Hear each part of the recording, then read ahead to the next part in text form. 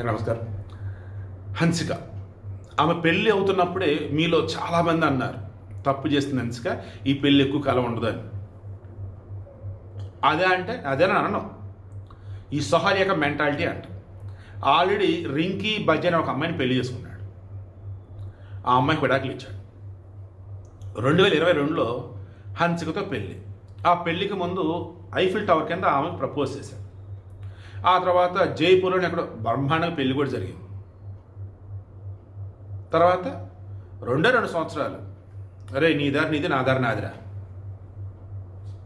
2024 నుంచి వీళ్ళు వేరువేరుగానే ఉన్నారు. ఈరోజు మనకున్న సమాచారం మేరకు విడాకులు వచ్చేసాయి. సొహాయిల్ నుంచి నాకు రూపాయి కూడా వద్దాను. ఇక్కడ సమంతతో పోల్చాను.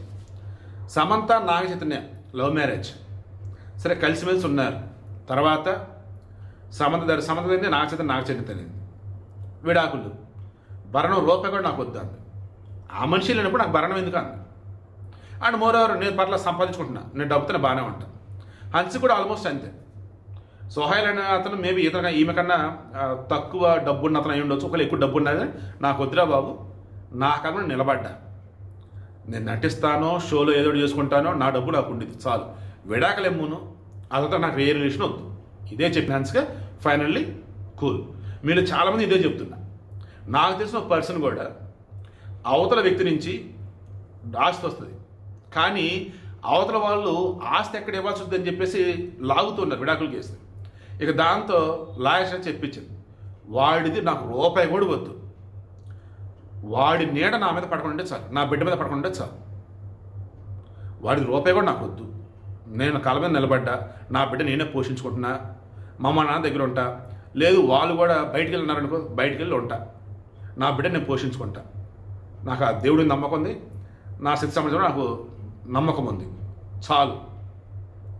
పెళ్ళైన ఆడవాళ్ళే ఇలా కొంతమంది మొగుడేస్తే రూపాయి కూడా వద్దని ముందు ఆ దరిద్రాన్ని వదిలించుకుంటారు విడాకులతో.